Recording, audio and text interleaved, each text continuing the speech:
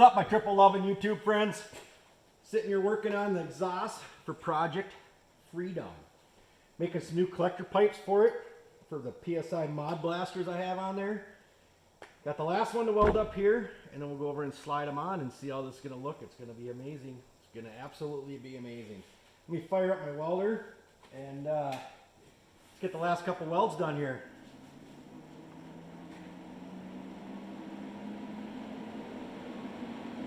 Sit and watch me work for a couple minutes. Try not to fall asleep.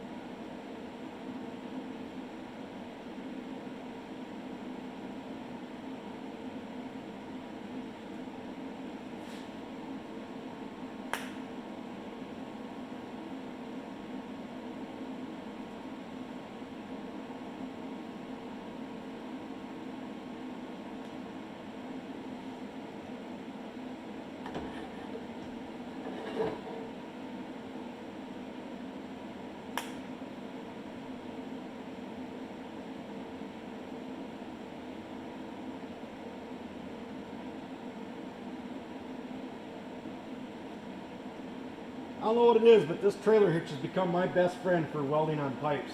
I do all the trash cans and stuff, and the trash can pipes are a little bigger, and I can just wedge them right in here and stick them however I want to weld them, but this thing has recently become my best friend.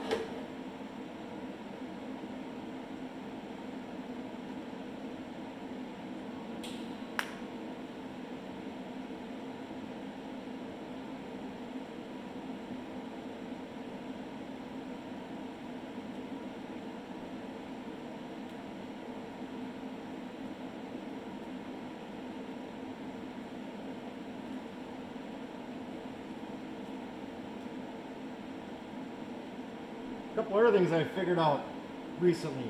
One is I gotta wear cheaters now when I'm TIG welding because I can't see these two things together. Otherwise I was constantly sticking the rod onto the tungsten, and that doesn't get you anywhere. Another thing I do too now is I set up a nice bright light right where I'm welding at. That's a huge plus. This other thing is I get these off of the internet, is weldmonger.com.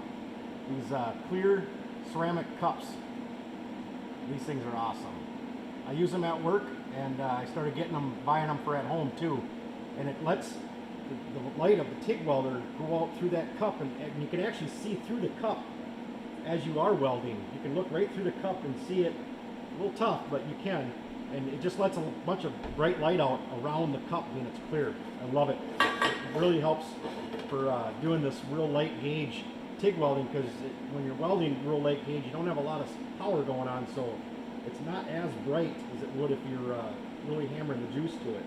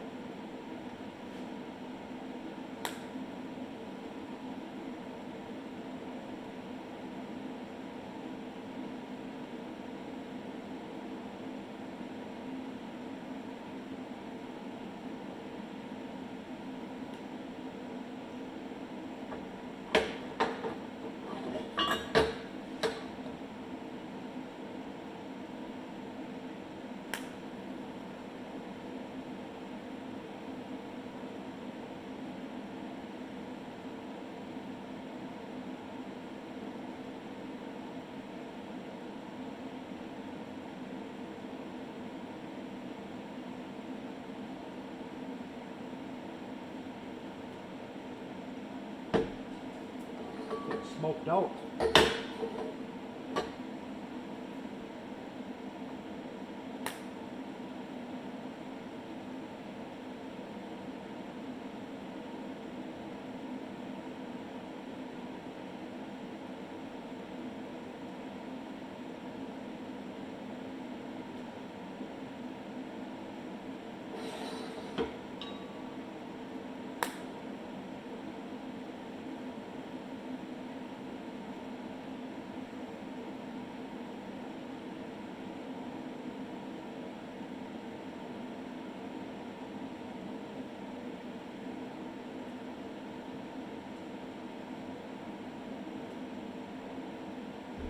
Alright, I think that one's done. Let's go take a peek and see how it looks on the sled.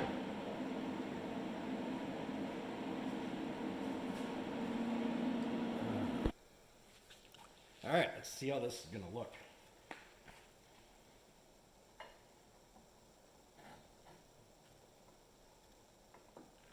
Oh, that looks amazing.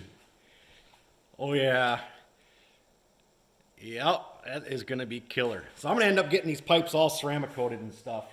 And I have the original one still around here somewhere. But I still have the original one.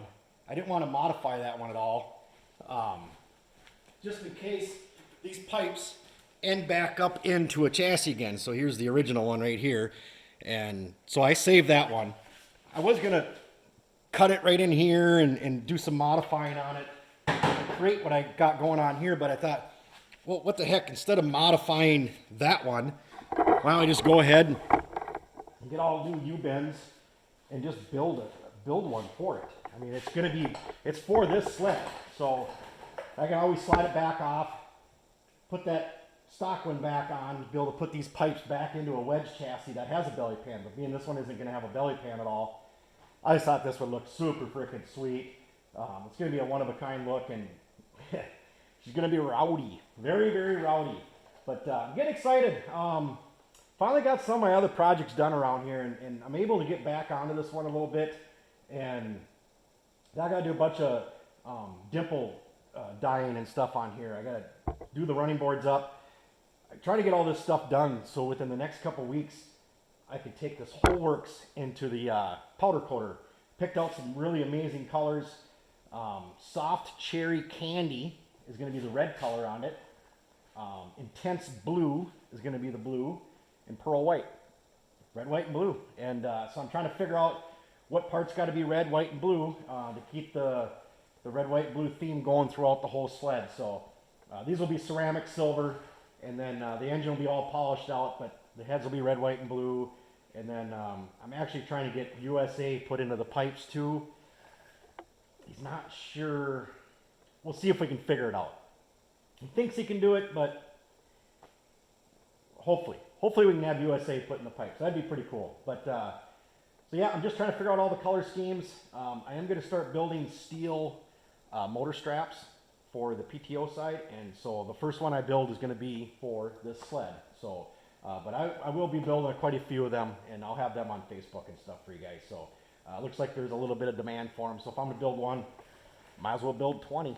So, yeah, that's all I got for now, guys. I got some really cool shirts on my Teespring too. Check that out.